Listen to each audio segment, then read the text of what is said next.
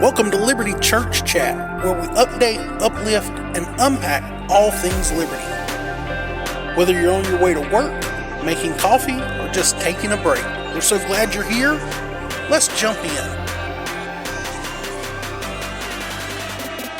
How's everybody doing? We're here with Liberty Church Chat, where we update, uplift, and unpack all things liberty. Welcome. We're so glad you're here. We're going to be covering a couple of topics today. Godly Gals, the 40 Hours of Prayer, the Jesus Code, and Next Level. Let's get into it. Pastor Matt, thank you so much for being here with me today. Man, super excited. I love talking about everything liberty. We've got so much going on. It's exciting to see all the events that's coming up. Well, I know the second Tuesday of each month we have Godly Gals for the Women of Liberty to come together here at the campus. And what inspired this ministry? And this is a ministry that my wife envisioned a long time ago, and she's the director of our women's ministry, and she just had a desire to see our ladies come together monthly and to really encourage one another, to lift each other up, and to take each other to a place that you can't go by yourself. And so they have a monthly gathering, and it's a great time for them. It's the second Tuesday of every month. It's at 6:30, and it's right here at our York campus in the worship center. They have it right there. They always have a great time of fellowship, great time of teaching. You get to know some folks. A lot of times they have activities that they're doing. Sometimes there's food. It's kind of mixed up, and it's varied. It's a lot of things that they do, different types of things. And everyone's welcome. You don't have to go to church at Liberty to be a part of it. It's just a place for ladies who want to serve the Lord come together. So it's kind of a counterpoint to the 24/7 Men of God. Absolutely. It's actually the opposite of us. It's a gathering for women similar to the gathering for men. Why do you think this is an important ministry for the Women of Liberty? Well, I believe that every person, guys, gals, I think we need to come together with like-minded people who are going the same place we're going. And if you're a lady that's wanting to walk with Jesus, that's wanting to honor him in your life, who wants to be a great mother, a great wife, a great grandmother, a great professional, you really need to gather with people with the same goals, and you need to get together with the same people that have the same vision of their life, because they'll encourage you to get where you're going. And that's the whole point, is to, help each other to walk this Christian journey together and to serve the Lord. So if you want to get involved, second Tuesday of every month, updates are typically on our Facebook page, or if you don't want to miss any updates, you want to get the Experience Liberty Church app. You can get it in the Apple Store or the Android Play Store. Get that. Get subscribed to the Liberty Church news updates, and you can stay in the loop about what's going on. Now, moving on, last week we had the 40 Hours of Prayer.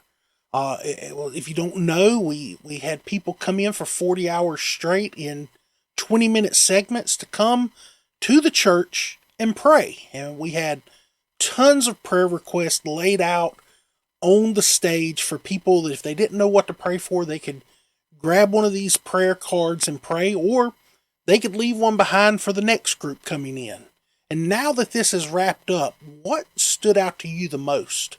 Yeah, it was just the eagerness and the willingness for people to do it. It really revealed to me a desire to corporately pray as a people.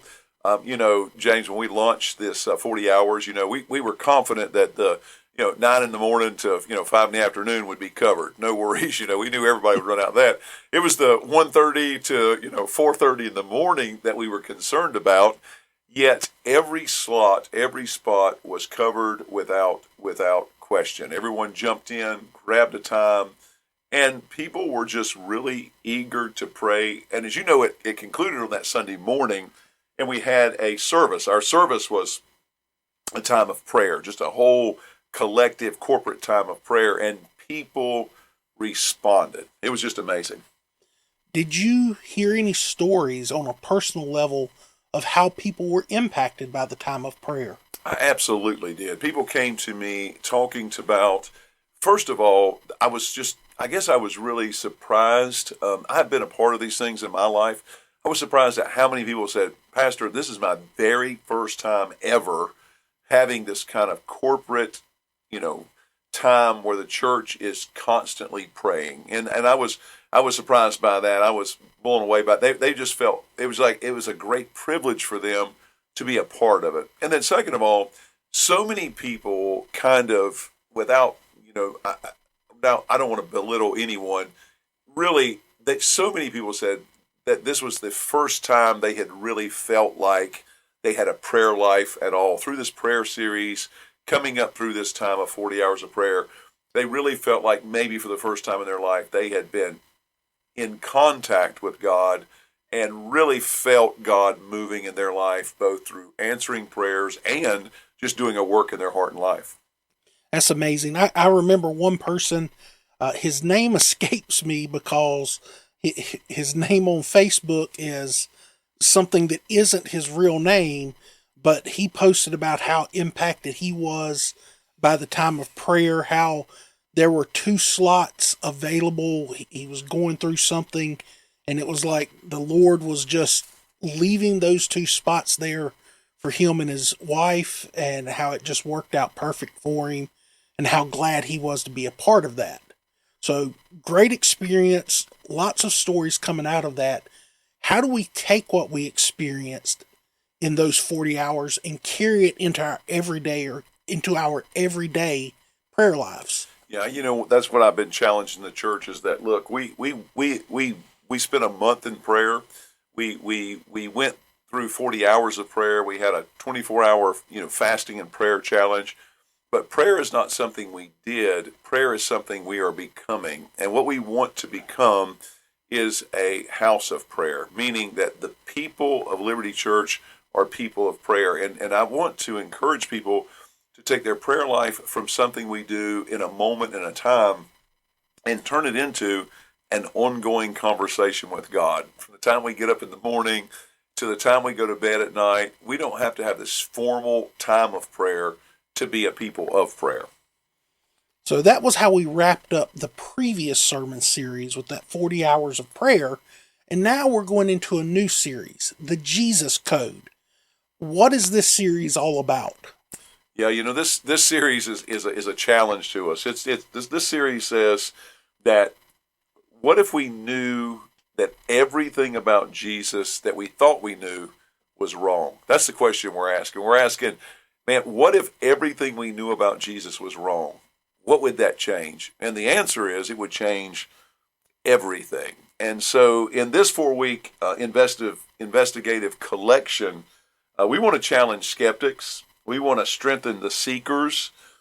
We want to empower believers with undeniable truth. And each week we want to unpack kind of the most controversial questions surrounding Jesus and who he was. And we really want to separate fact from fiction. And we want us to leave this series having a deeper understanding in who Jesus really is and what's been said about him that's not true.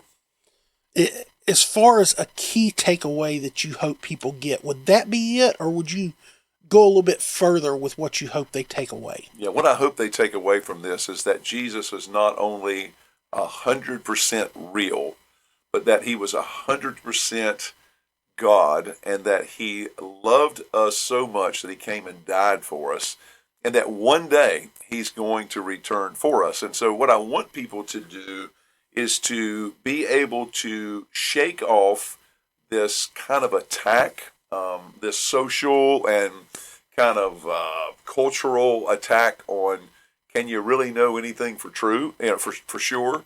Kind of shake that off and say, let's dive in here and let's really know what we know about Jesus and really become true believers and true followers of Christ. And why is now the right time for our church to dive into this?